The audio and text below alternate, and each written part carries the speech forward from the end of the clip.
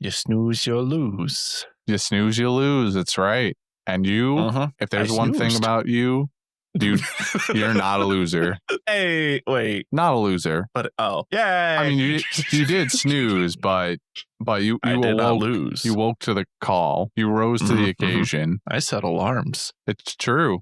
Even though I still had to call you and wake you up. Details. Yeah. It's all right. Not pointing any fingers here at anyone in particular. What? Dylan.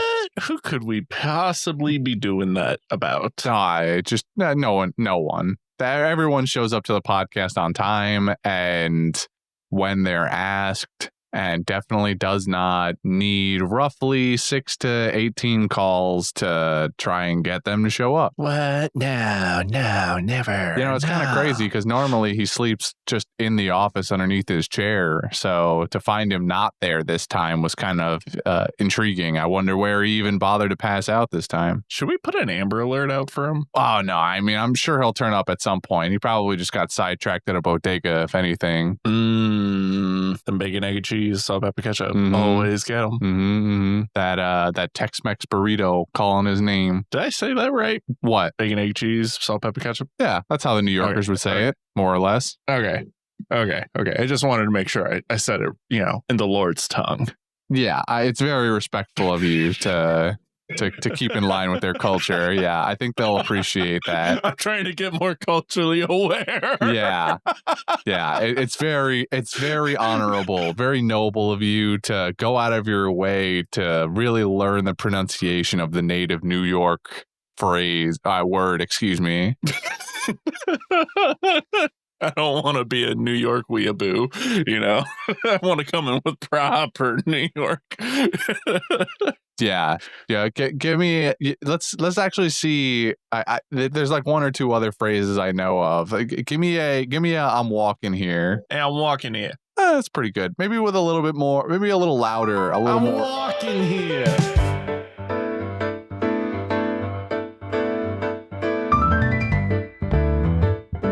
There. Oh, that was good. I think you'd fit right in with that one. What about dust off your Timbs? That's another one I know. Dust off my Timbs? Dust off your Timbs. Yeah. Like that's the sentence. That's the sentence. Off your Timbs? Dust off your Timbs. Dust off your Timbs. That's pretty good. Yeah.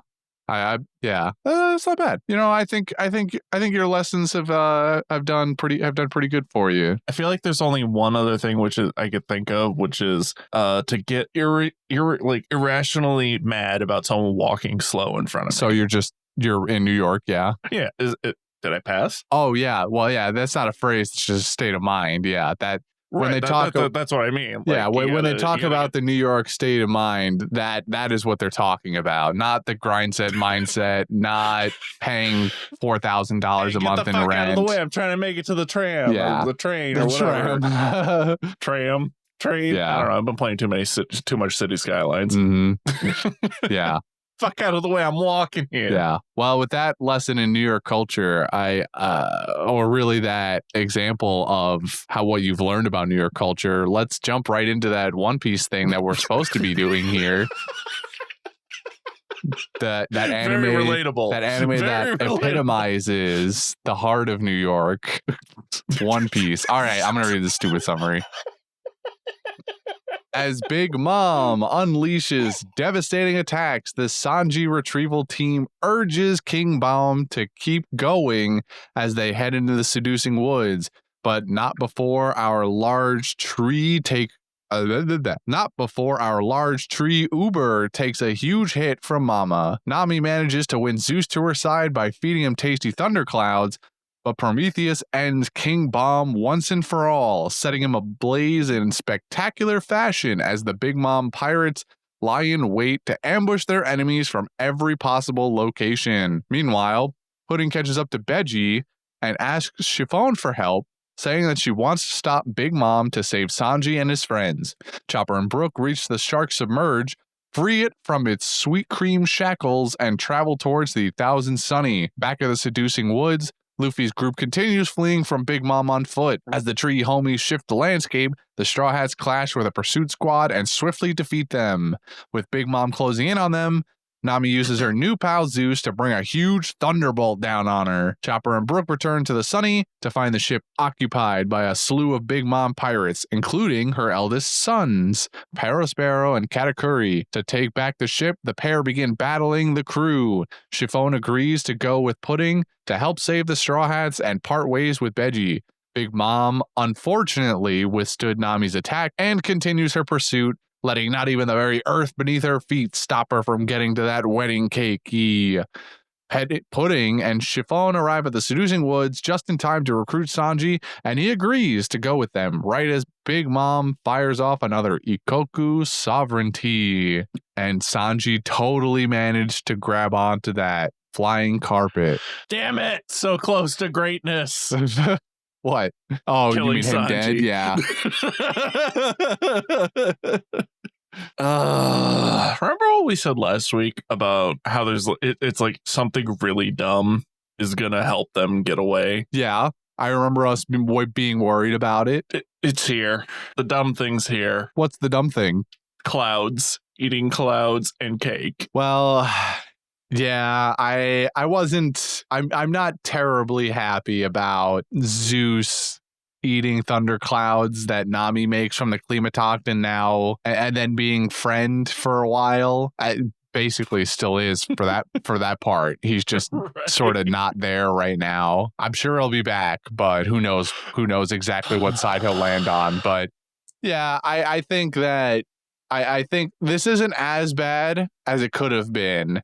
It is wonky, and I'm not the hugest fan, but mostly because with this, there have been other examples of this kinda, but with this, we're continuing to play fast and loose with the rules of Big Mom's power and how much authority she has over the things that she gives souls and parts of her own soul, because at some points she's shown to have complete authority over things that she uses her power on, and they obey no matter what. But then Zeus decides he wants a little snacky, and Kingbaum is a little bit horny, and they just sort of can resist for a while Big Mom's influence. So I find it fucking obnoxiously stupid. What I'm saying, or is there something else?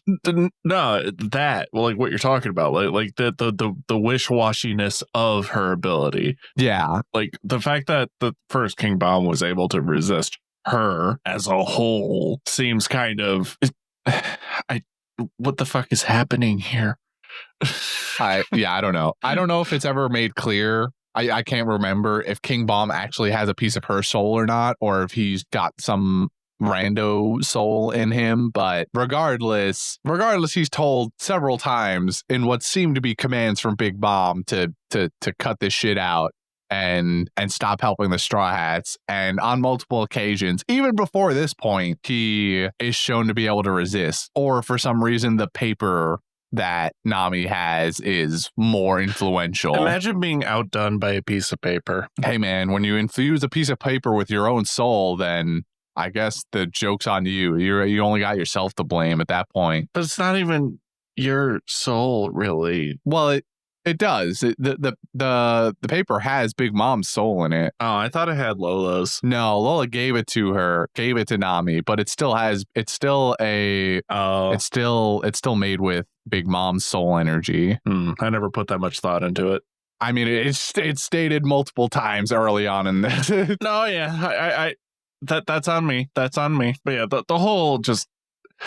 To me, it just feels like we're running arc, and they're dragging out even into the sea, or soon to be into the sea now. And it's just like, I'm so disappointed in this. Like, this is, I don't know about you, but like, this just feels like a major letdown of just like, this is obnoxious now at this point. I think it is not the most fun way to deal with this arc or Big Mom and her crew. I am less annoyed with this version of it than the Dressrosa run piece arc, because here we have a clear goal, a much clearer goal. We are actively trying to get away from this threat that is insurmountable. And I'm gonna kind of go back a little bit on my statements for Big Mom being so stupidly OP. It is true, and Luffy and company are just not in a position to be able to take her on right now, toe to toe, without some sort of underhanded tactic. And at first, well, even with underhanded tactics, it didn't work. Exactly. Even with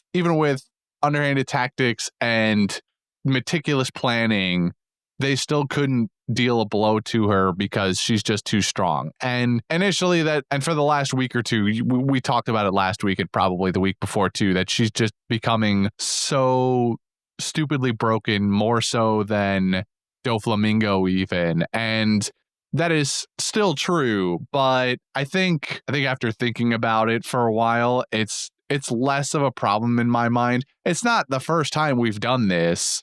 We've had this happen before with Sabaody pre-time skip, with the Kumas and Kizaru and all that. So we've run into walls where we needed to walk ourselves back a little bit and discover how we can go about this challenge. Now, am I saying that we're going to end up in another time skip? No, absolutely not. But could you imagine?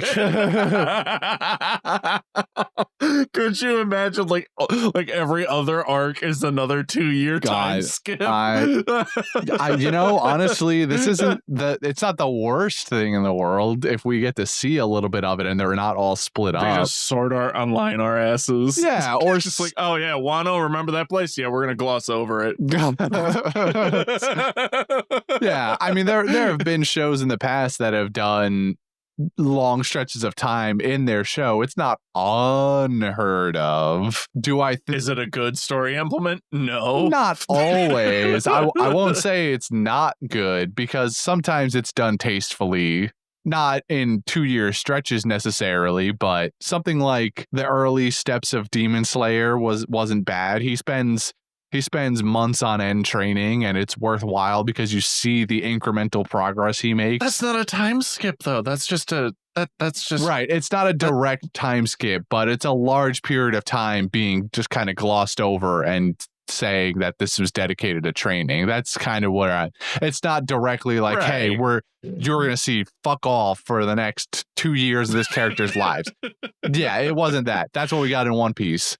But yeah, if there was literally another one of those, it would be kind of silly. But if we got 2 years, but we saw incremental progress, then I'd feel differently, because I'd feel part of the process. You know what I mean? But for every character. Yeah, I mean that's the other half of this is that One Piece has but for every nine main characters. God. So yeah, that would be painful. It wouldn't be the best thing in the world. It would basically be its own mini arc at that point. You'd have like a I don't even know, the dumbbell arc. The dumbbell arc. Yeah. No, I was trying to make a length comparison, but I can't remember. I was gonna say like a Punk Hazard length arc, but Punk Hazard was a little longer than I would say would be a training arc for the Straw Hats. Oh man, I don't know. I don't know. I think I'm just out whole caked, if that makes sense. Like I've run out of gas. Yeah, you're caked out and caked up. Yep. And I'm looking caked up, but I'm not feeling caked up, you know? I'm not feeling very caked up, Mr. Stark. I'm not. Turns to ash. but his ass leaves last because it's so dummy thick. I could still hear him clapping now. I don't know what it is about the right now. It's just this is. It feels like they're dragging it on for no point. In a sense. Like, it makes sense that they have to drag it out the way that they are, but, like, it just feels like, oh, God, this is going to be another, like, 20 episodes of them running and dealing with the water. And, oh, no, now we're going to have, pirate ships. First off, if Big Mom is able to walk through the water Godzilla style, I'm going to be pissed.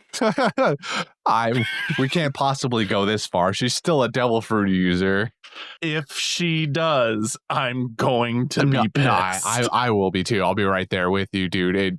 It would break all of the laws. They kind of implied it at one point, and I was like, don't you dare. Okay, well, her walking through the ground is different than her walking through water. Ground is harder to walk through like that, yes, but the water is supposed to, heavy emphasis on supposed to, make her weaker as a devil fruit user. So remember those other people that have done it? I remember. Well, that's like they step into a little bit of water and Oda forgets his rules, kinda. Remember the elephant guy? The elephant guy. He just stands on Zunisha. His water is just rubbing his knees. Yes. Yes, I do remember. I remember that. Yeah, look, I'm not saying it's a perfect system, and I was angry at the time too then, but this is... If Big Mom, I'm just saying it right now, if Big Mom walks in the ocean and is unfazed, we riot. I'm there with you. Okay. I'll sharpen my pitchfork. Everyone listening, get your pitchforks ready, get your torches ready. Like we riot. Yeah, we burn this. I'm sharpening my torch and lighting my pitchfork. I don't necessarily hate exactly where we're going. It's mildly interesting that we're at least gonna have some semblance of a plan here with this cake. So, which is another point of talking that we went through last week, where we basically called this at the end of the day with Pudding's turn of face on this, and the cake being some sort of trap for Big Mom. The cake's a lie, but it's also not. The cake's a lie, but it is, but it isn't, but it is. What that cake do, that sort of vibe, And so while the truth was being told about all of these ingredients and having them and making a cake, it was also true that Pudding is doing this for the benefit of Sanji especially, and then his friends by proxy. So I will say I love Pudding's tsundere take, where she just has this multiple personalities thing going on. Oh, I love it. Yeah. Where it's like, I wish you to fucking die. But while she's blushing and kind of has heart eyes. Exactly. Yeah. And Sanji's just seeing through the bullshit. Like, she's weird, but I can work with this. Yeah, it is. I hate it. I hate that she's in this position, but at least we've got this version where she's still kind of got the crazy, and I can at least eat the crumbs of this, of what's left of evil Pudding, and enjoy that, I guess, because she's not full blood. She is definitely infatuated with Sanji. There's no ifs, ands, or buts about that. She's just being extremely tsundere about it, like you said. And I dislike that she's been turned so drastically to Sanji's good graces, but at least for now we've got this version of her where I can kind of enjoy some evil Pudding for a little while longer. I have a feeling it won't last, but I'm happy to be disproven on that. If she continues this trend while they're baking the cake, it could lead to some funny moments, and I'm here for that. The three of them. I have a feeling it's gonna stay for quite. I feel like this is gonna be her ongoing bit where she's just like, I don't know if I'm adorable or if a yandere. I don't know. Yeah, the only I'm conflicted. The only I want it. I want to believe this so bad, but even in the one episode, she starts off super switching back and forth between evil and lovey-dovey, but then by the end of the episode, 847, she's trending more towards, she looks angry evil, her face is shadowed and has the lines drawn on it, but she's saying the lovey-dovey things. So even in this episode, she's trending towards full lovey-dovey mode, and I'm thinking to myself, come on, keep the evil bit around for a little longer. Let the hatred flow through you, Pudding, and make some great. I'm looking for baking bits here. I want them to be chefing it up in the kitchen, baking this fucking cake, and evil Pudding just saying some off the wall stuff. Just really letting the intrusive thoughts win. Wow. And Chiffon is just, she's doing pudding's there like that. Sanji is just dealing with it because he wants to be next to the pretty girl. And then Chiffon is the only one holding the ship together, just being like, can you guys fucking not? Both of you, for your individual reasons, just stop so we can do this. This has potential. I'm here for this part. I'm looking forward. It's probably one of the only things I'm looking forward to in the coming week/weeks, because whatever the other group has to do to stave off Big Mom is probably gonna not be as good. Oh yeah, it's gonna be like the same shit that we've been seeing, which is them running, kicking an attack that way, or dodging it, or doing something stupid. The cut back to the actual good part of the show, which is the Gordon Ramsay of this is a sandwich. Yes, we're trying to make a cake. Why are you making a sandwich? Oh no. What are you? I'm an idiot sandwich. Cake. I don't know why, but my brain right now, I don't even know the name of the show. I just know like the song is like, if you want to make a cake or something like that. Like it's like a very like it's a kid's show, right? But it there's like puppet people in it.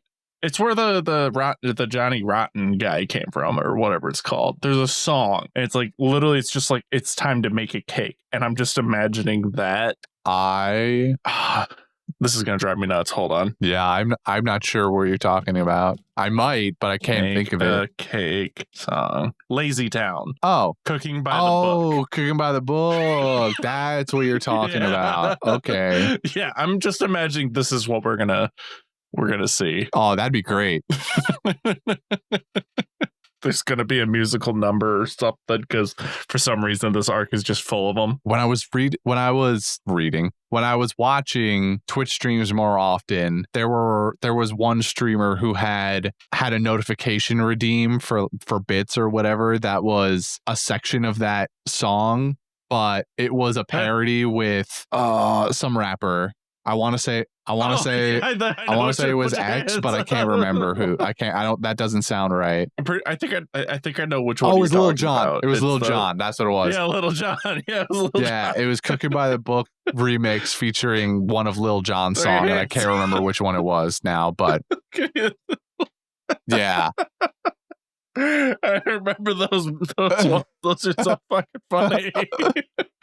Anytime that you see like kid shows mixed with like rapper songs, it's always hilarious. 100%.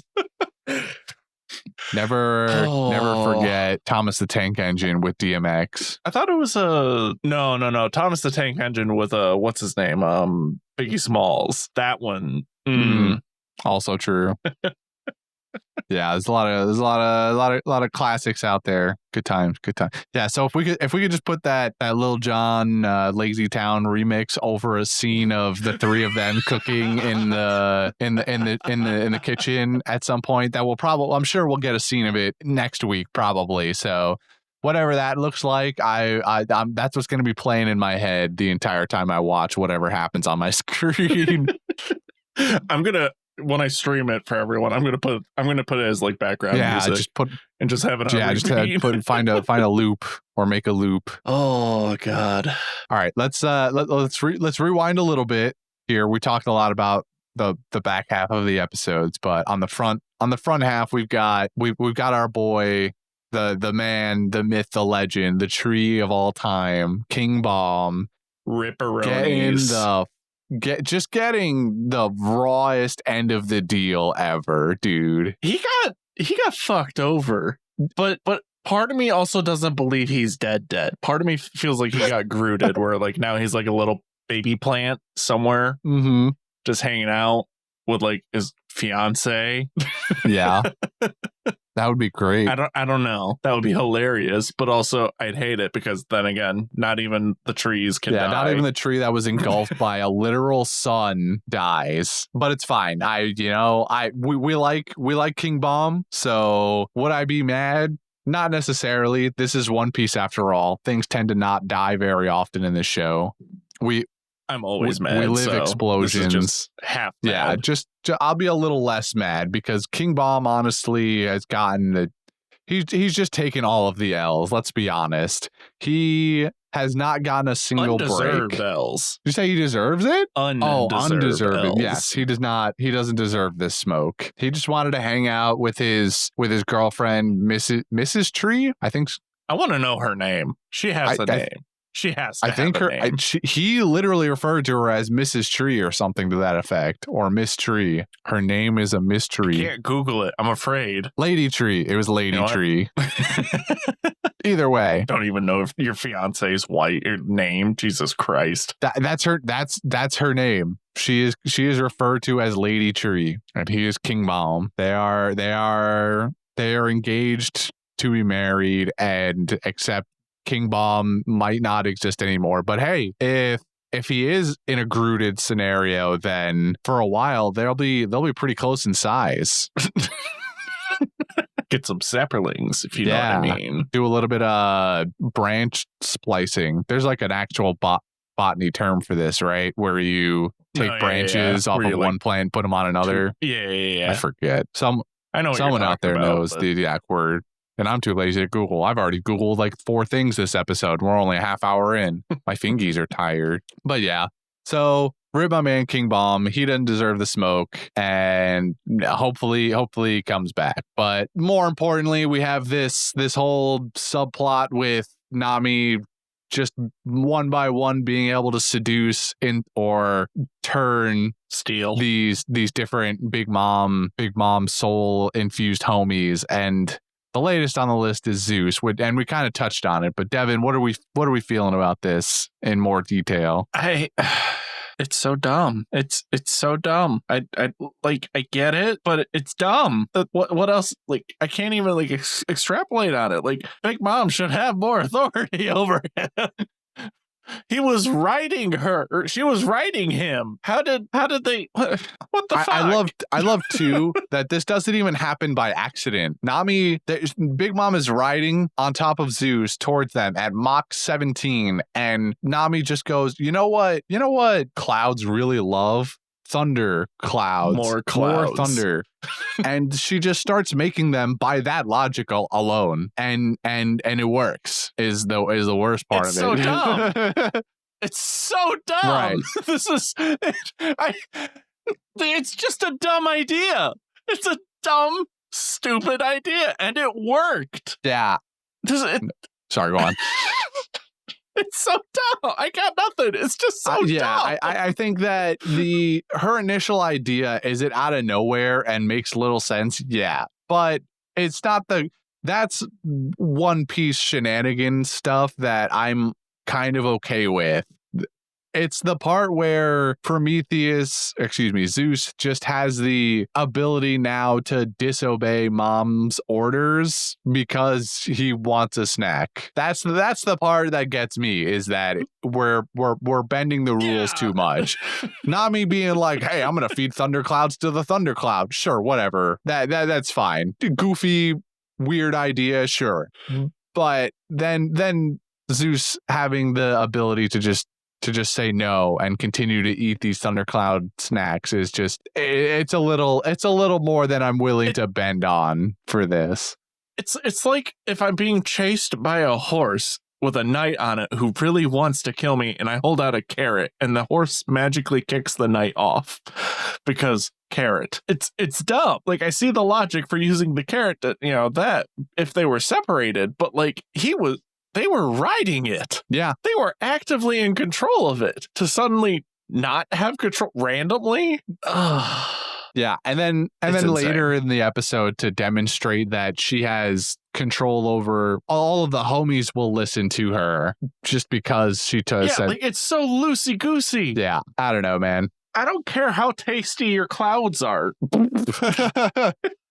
This doesn't make sense. However, I will say, watching Nami do the Zeus tempo, or whatever the full name was, that animation looked really cool. Where he's like, I'm all blissful. Oh God, no, the ground is coming really close, and then being a giant lightning ball, but slide. Yeah, that was curly Q lightning bolt. It was exactly. But then it just reinforces the idea of what she's just built different. This is so dumb. Yeah, the Klimatoct is just too OP, as it's always been stated and has been warned of us. No, I was referring to OP as in Big Mom. Oh, well, yeah. I mean, we're well established on this point. Like Nami being OP, is worn off on me. Like that's just nonsense. But the rarity of her doing it is so far and few between that it doesn't really bother me. Yeah, but it bothers me. I'm kidding. Yeah, you when you're lying. Yeah. Why doesn't she end so many fights this way? So many difficulties. They could just gone. She just doesn't. She's too busy reacting and hiding. Yeah, she's not one of the cowards trio for no reason. Yeah. So with that part necessarily kind of out of the way, then we just kind of continue the chase scene. There's not too much else to the specific Seducing Woods chase scene outside of them finally using their fucking brains and going above the tree line to find out where the sunny is. My God. I forgot to mention it last week, but this week when it became particularly poignant to have this be a strategy that they can use, I was yelling at my screen for the first episode. Just go above the trees. The trees are making it hard for us to figure out our path, and we keep getting turned around. Okay, go bigger, go higher. One of you can fly. Go up there. There are multiple of you that can get up above the tree line easily, and finally we did it. Pedro was not the one I expected to step up in this regard. I expected Sanji, the guy who can walk on air, to do it, but I'm fine with Pedro too, because honestly, as far as other characters that we have with us right now go, Pedro is up there with one of my favorites. I like Pedro still a lot. Really? I do. I like Pedro. He has those good moments back when he's fighting Baron Tamago, and we learn his backstory, and we learn about Bell. You hated that? Don't you remember that?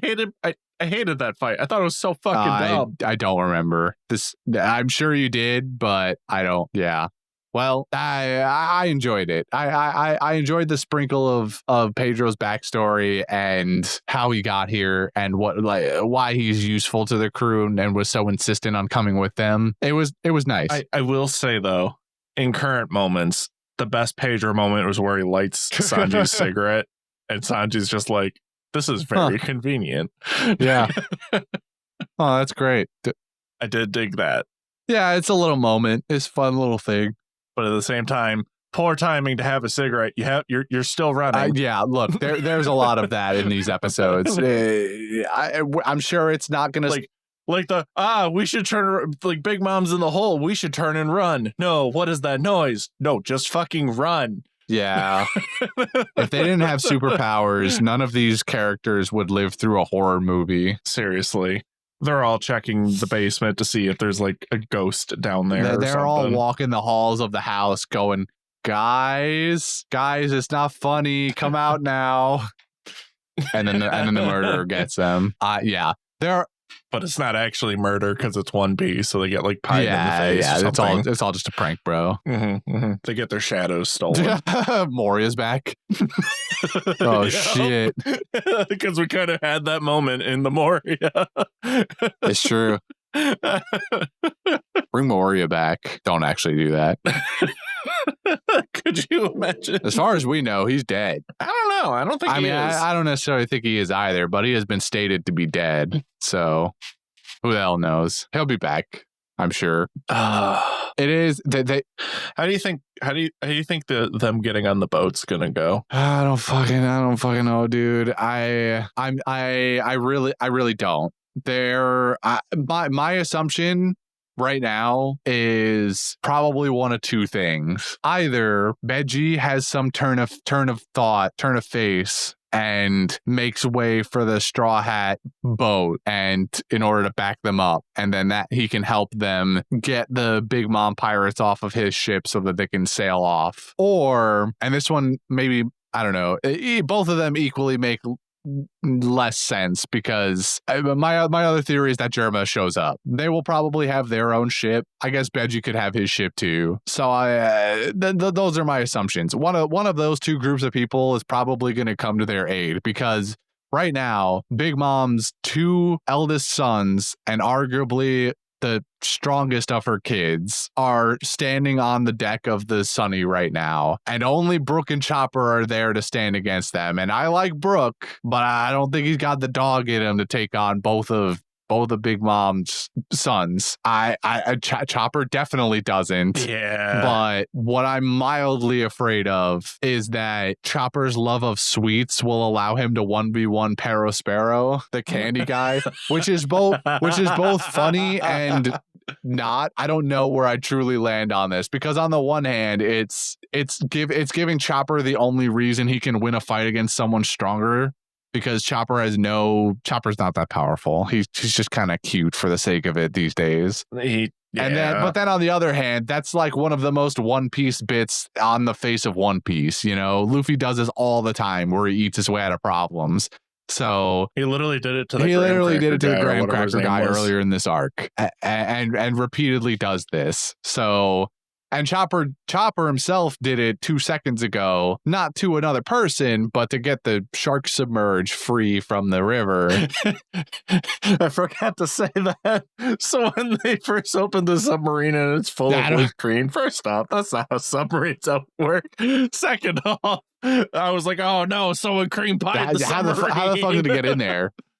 That's what I'm trying to figure out. It should have been perfectly it should be completely sealed off, airtight, watertight. There's no reason cream should also be on the inside of the shark submerge for any reason. It was just for that bit. I mean, obviously, it was definitely for the bit. But I have a feeling. Sorry, go on. I have a feeling.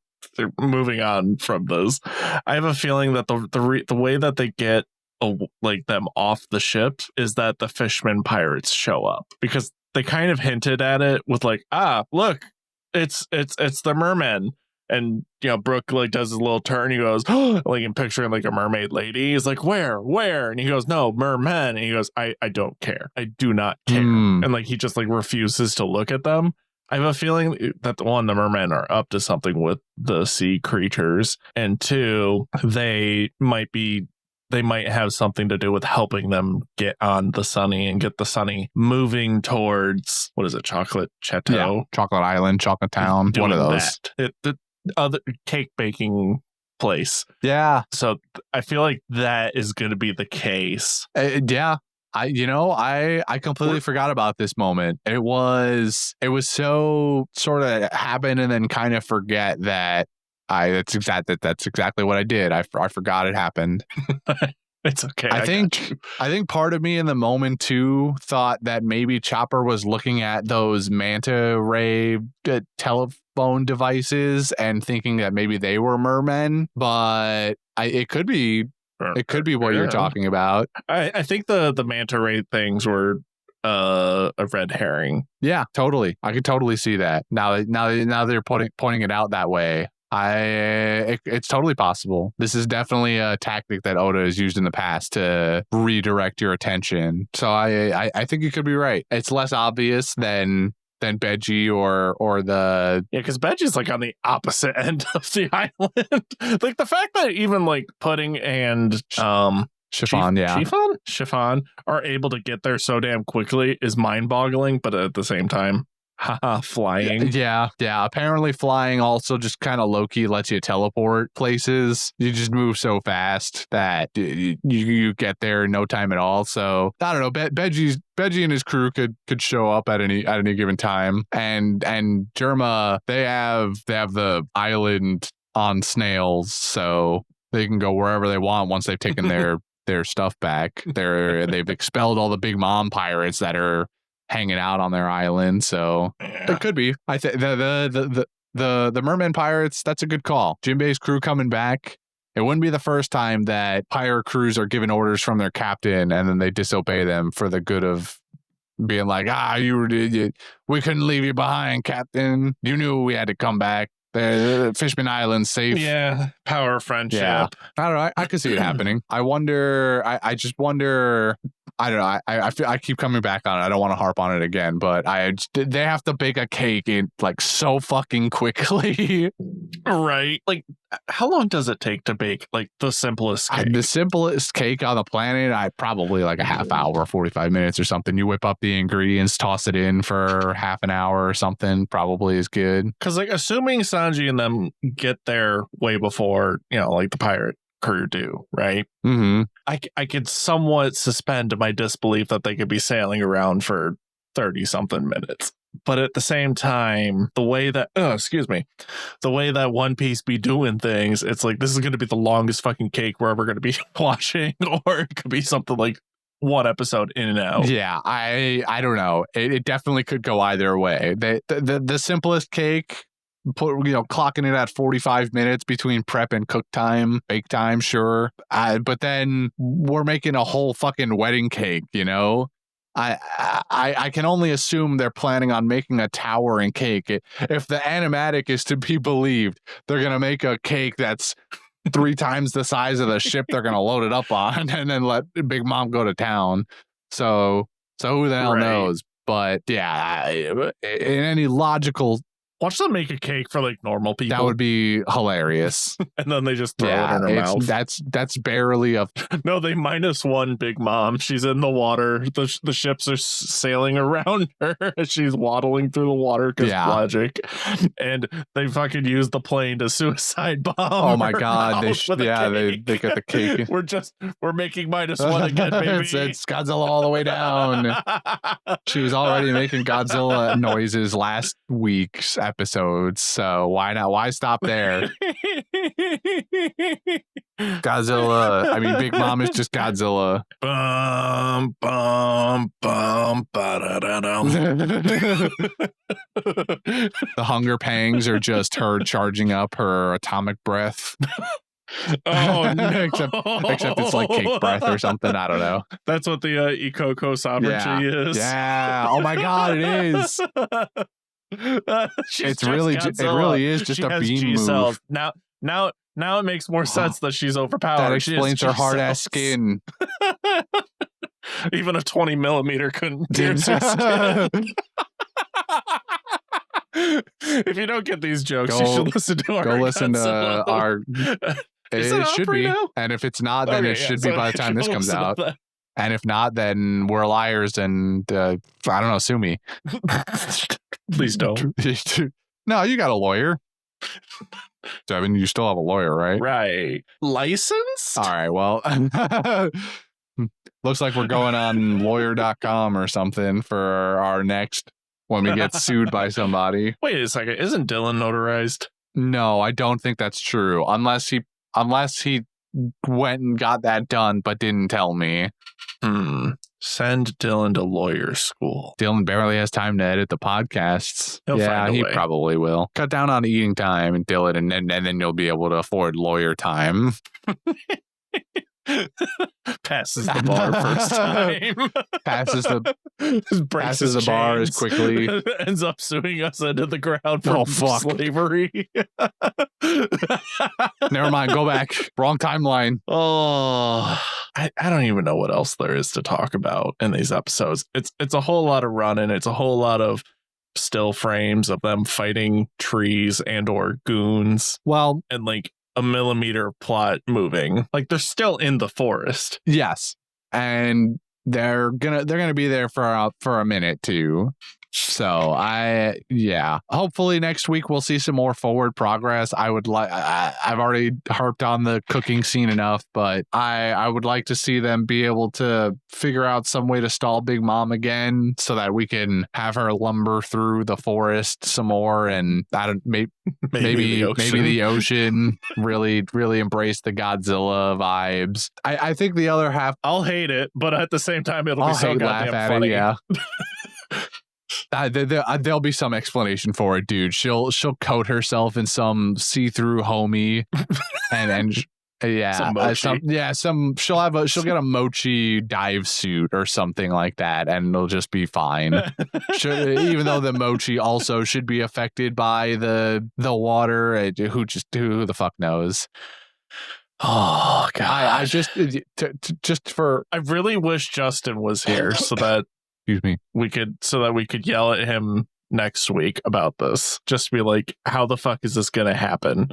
Because there's like no inclination that she's gonna get on a pirate ship. Well, the possibility is kind of there because we've already been warned that those tart ships are going to be patrolling the area / coming to the Chateau Island or whatever this specific island is called. Oh right, yeah, like the cake. Yeah, the little fruit cup cake, they're all molded after different types of desserts and sweets and so on. So they're the different tarts, and they're going to be making an appearance, I'm sure. Whether or not one of them picks up Big Mom, who knows. My assumption is if we were following a logical path for Big Mom, then Zeus would eventually come back to her and she could just fly on Zeus. But somehow it feels as though Zeus is going to end up down for the count and unusable, because otherwise they would never lose Big Mom. Zeus very clearly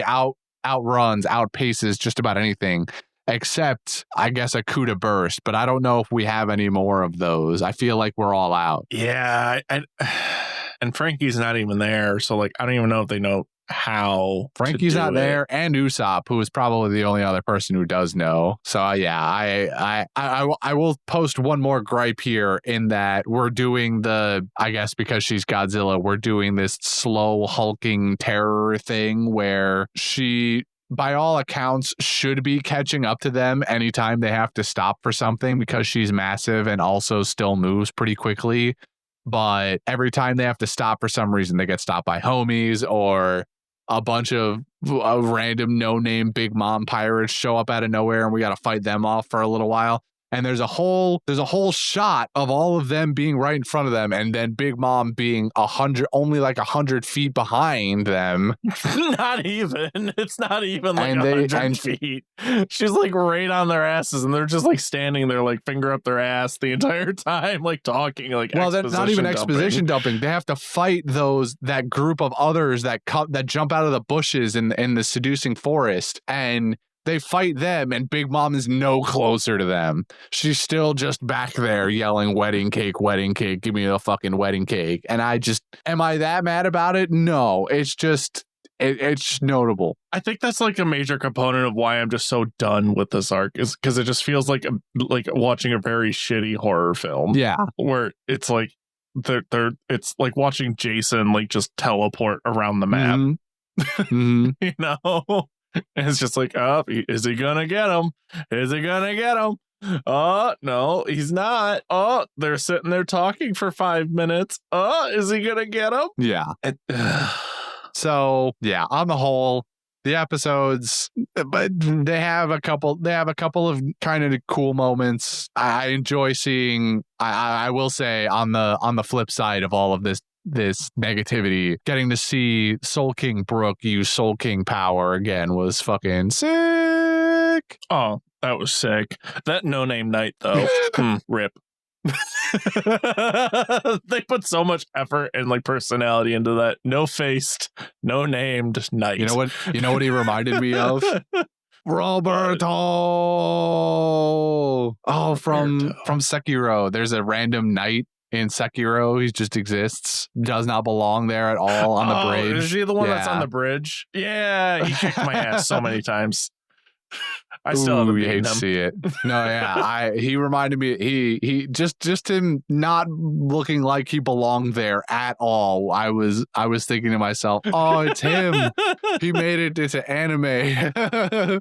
Roberto. If they had actually kicked him off the ship too, that would have been even better. But alas, they just kicked his ass instead, or I should say, Chopper did. But yeah, getting to see Soul King Brook do Soul King power again was great. Well, they threw him in the water. Did they throw him in the water? I just remember Chopper kicking the fuck out of him with Kung Fu Point. Nah, he kicks him perfect. right off Then the it ship. really is just Roberto. Wait, is that That's how you beat that guy? You kick him off the bridge. I think there might literally be no other way to beat him. I don't remember if he takes health damage or not. If he does, he takes so little.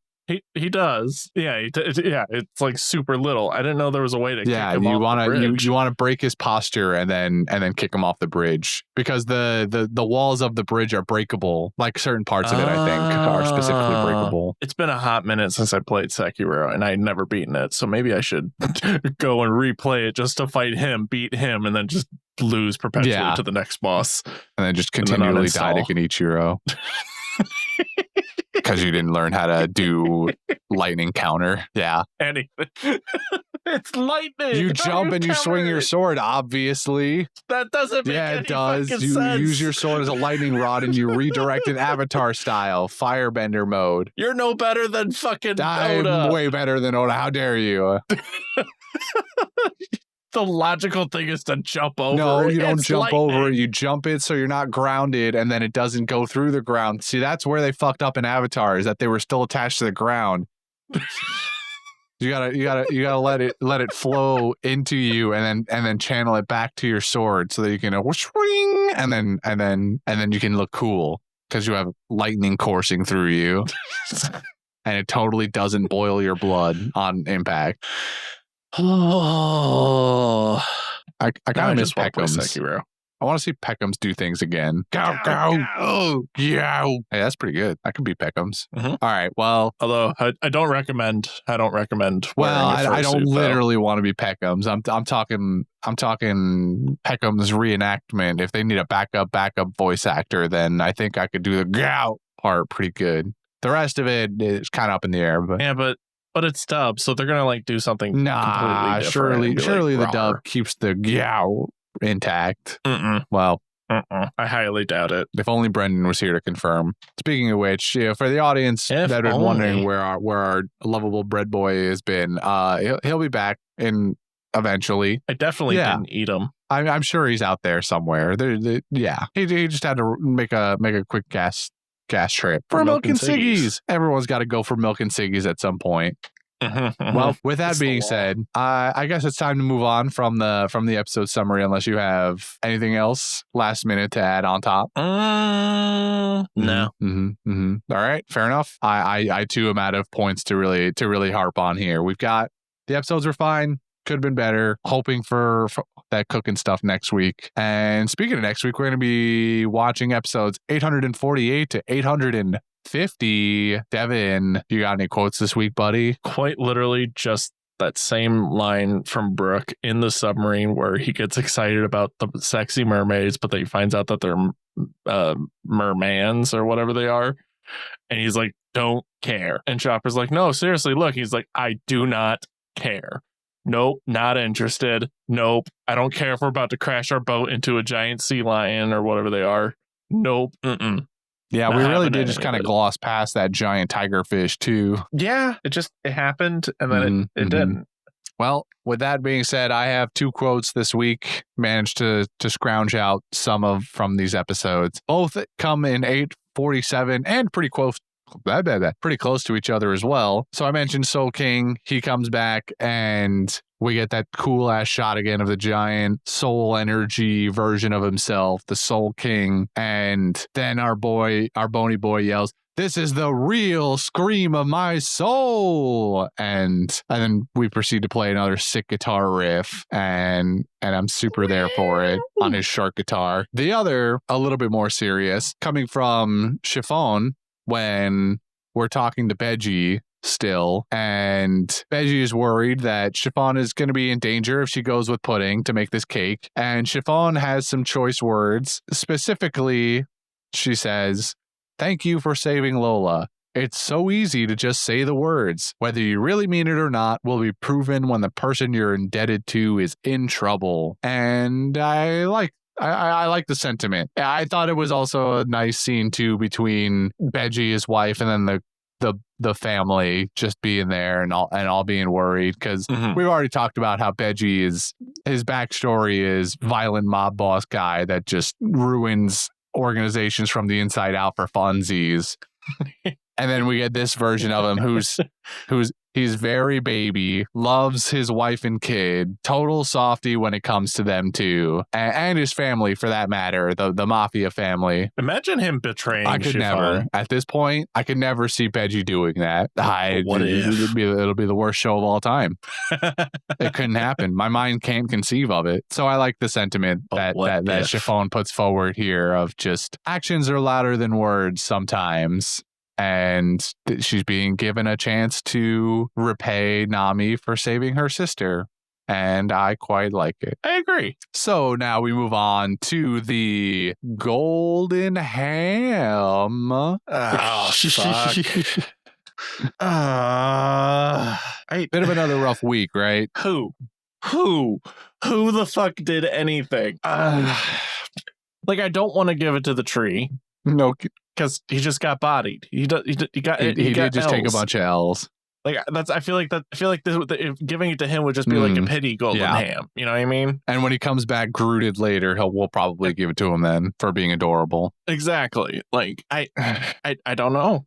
I'm just gonna say Brooke because riff. I am usually down for a Brooke pick. However, I will put forth an option that I don't think I would have felt myself saying ever at the beginning of this arc, especially learning about her character for the first time. But can we give it to Pudding? I'm kind of down for the vibe. I obviously don't like the Sanji loving half of it, but the Sundar aspect where we're like having this back and forth of her personality, it amused me, and I hope it continues to amuse me. This golden ham is a little bit. I feel as though this golden ham, more than maybe any other one, is like an investment in the future for her character. See, I don't want to give it for investments though. I want to see the final product. Like, you deserve the golden ham, because like if this is just like a 1 minute bit and like she just becomes sweetheart later, then this is a wasted golden ham, and we're gonna hate ourselves for it. You know, you're right. Like next week, there's gonna be people fighting for this ham. I know that, but I don't want to give a golden ham on dreams. I mean, yeah, you're right. You're not wrong. All right. I guess we can just give it to Brooke again. I'm fine with giving it to Brooke for another Soul King reappearance. And yeah, that sounds like it's settled, because he actually does stuff. He does a little bit of stuff. Nobody really does a tremendous amount of stuff in these episodes, kind of like last week. So, and there was also I guess he was also kind of the funnier one too in these episodes as well, so he kind of gets it on both fronts, entertainment and usefulness. Because Chopper could be right there too, but I don't know, Chopper just bores me now. He's just the chibi adorable character that you feed candy, which you should not feed wildlife sugar. But don't worry, he doesn't slip on ice because he's a reindeer. I hated that. That was so dumb. I've seen so many deer slip on ice. This is so fucking dumb. Hoof's very useless on ice. I don't care if he's a snow animal, that he still slips on ice. That is the worst excuse ever. I knew it was coming from a mile away, and it still frustrated me. I just couldn't be bothered. It frustrated me, but it didn't, because it was just so obvious that this was the route they were going to go for it, that I just sighed and continued watching the episode and enjoying Roberto Knight. This doesn't make any sense, but I'm just gonna. But this is One Piece. Fuck it. Who cares? I don't know. There's other things. There's better things to get mad about. This is the salt water. Kind of. I hate that that's a recurring thing that we can just always call back to, is the stupid saltwater debate from the beginning of the show. All right. Golden Ham out of the way. We've got fan mail, and I have a fan mail on deck. It's a short one. but We'll turn it on because it's I'm fucking not hot that in kind of fan. not a fan that was mailed. It's fan mail, as in emails from the people who listen to this show, Devin. Yeah. Don't. Yes. I mean, this is exciting, yay. especially because this is a follow-up email of sorts to a pretty recent email that we read on the show. This one says, "Hello, it wasn't a mistake. Real name is Nathan, but Natasha Hot Lips is my undercover agent alias." Shh. Don't tell anybody or I'll get Hackpoa on you. And Hackpoa is in all caps, and they put in parentheses, ham and cheese purist of America.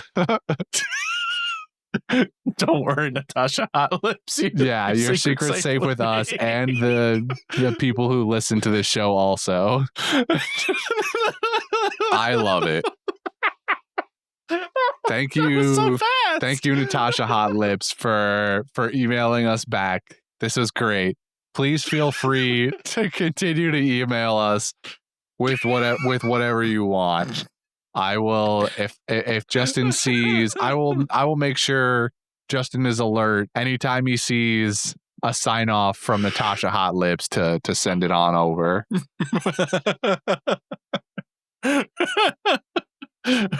So that was great. Oh. When I saw that email, or when Justin sent that email, I knew it was going to be a good day.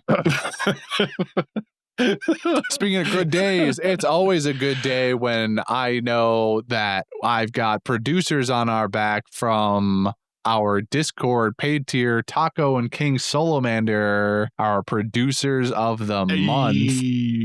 TKS. Yes, sir. TKS, indeed. And thank you also to anyone else that supports us right now.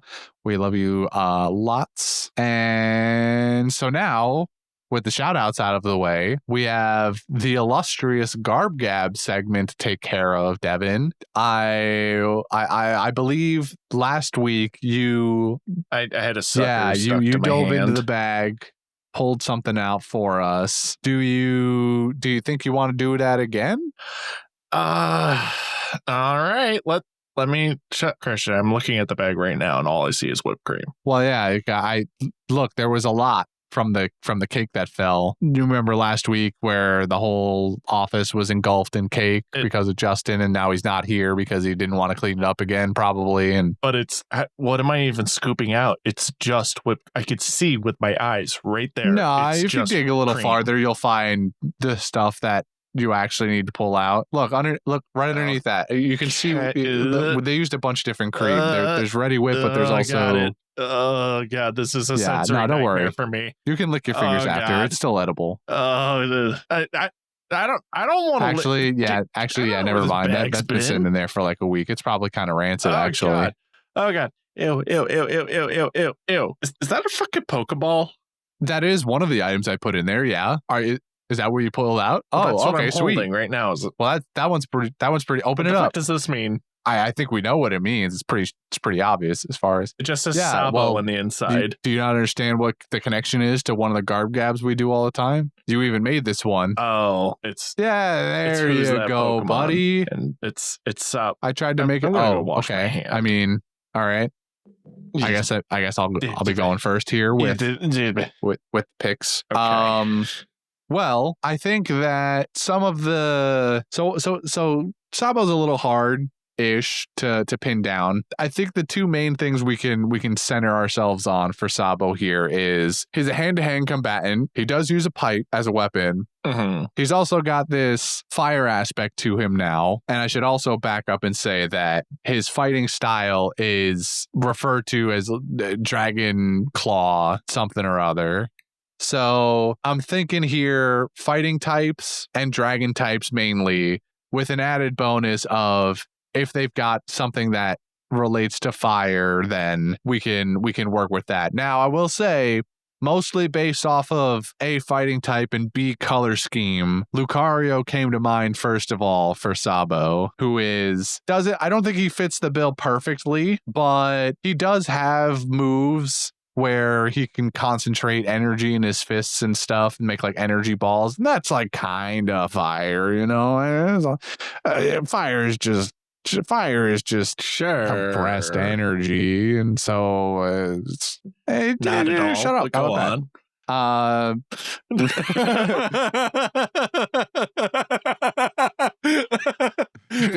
you.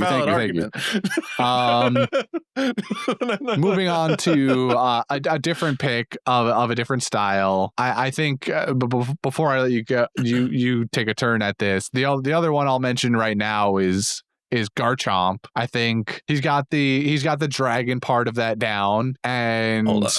the color scheme is kind of there. Okay. Sabo also does like to use his Dragon Claw move to destroy the earth a lot, and Garchomp is part ground type, is all I'm saying. So is he as good in a fist fight, Garchomp? Not necessarily. The single claw in each hand and then the big wings don't exactly do you good for fisticuffs, but I think it kind of fits in. And I think the other important thing to remember is that Sabo's got a little bit of that crazy in him, and Garchomp looks like he's got a bit of that crazy in him too, So I see it. So I took the assignment and went a little wild with it. Mm-hmm. And I it's not about like what they physically look like. It's what they represent. About sending a message. Okay. Yeah. So I picked Mimikyu. What?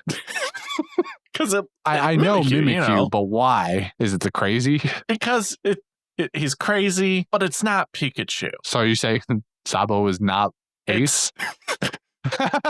Yeah. It's trying its best to be like Ace, but it's just not, and it's adorable, and I love it. But it's not. We all could tell it's not Ace. So it's like, it's its own thing, but it's a little fucked up. Okay. That's where my brain immediately went with Sabo. And this was like quite literally the first thing that came to my mind when I thought of it. Was just like, it's Ace, but not. He is kind of Ace at home right now. But with a pipe. I could see Mimikyu doesn't have hands. Could. At least I don't think so. I'm pretty sure. I don't know shit about Mimikyu. I just know what he looks like. I know the version of Mimikyu when it's got the Pikachu rag on. It doesn't have arms, but who knows? Maybe it's got arms underneath. Is a black shadowy mass with two glowing eyes, but glimpsing it causes immediate catatonic shock, if not death. Man, some Pokemon are just... It got hands. Does it have hands? Granted, this is Google AI. Let's look at the wiki. Disguise Pokemon. I don't know if he could disguise his other Pokemon other than Pikachu. Do you got any other ideas for who Sabo could be, though? What's that one Pokemon that carries a leash around with him? Yeah. I was also thinking Farfetch'd for that reason. Or Cubone. Yeah. Or really Marowak. Honestly, is probably what you're really going for. Yeah. Just fucking clubbing. Yeah. Ting. Lead pipe. JPEG plays. Exactly. Like, is there a lead pipe? No, Pokemon? there is no Pokemon that carries around a pipe. I'm Googling it. Lead pipe Pokemon. The closest you get is either a Farfetch'd or a Cubone. No, the first thing that came up was a Bong for what's his name? The gas Pokemon. Coughing. Yeah, he's at the bottom. God, that would be amazing. Oh, there is a small Pokemon that uses a giant fuck off hammer. It's called what's it called? Tinkatink. Oh, it has pre-evolutions. Wait, this might be exactly what you're looking for. Does this thing actually use a lead pipe at a tink? Oh my god, it basically does. Yeah, the Tinkatink, the first evolution of it basically uses like a little metal thing, and then yeah, it's like a little rattle, and then Tinkatuff uses a larger hammer, and then Tinkaton uses a giant fuck off hammer. This is Sabo this. energy, especially the middle form, Tinka Tough. I think that's the best one for this because the other two are kind of too happy. Well, the first one's too sad. The second one is got the chaos, and the third one's just happy for some reason. I guess the big bonk. Well, yeah, it's because it gets the big bonk. Chaos. It's been playing Monster Hunter. Of course. Hammermane. Nothing less. All right. Well, I think we've sorted out Sabo then for the most part. We got a couple weapon ones. We got some dragon. We got some fisty cuffs in there. We got Mimikyu. Yeah, we got Sabo just being ace at home.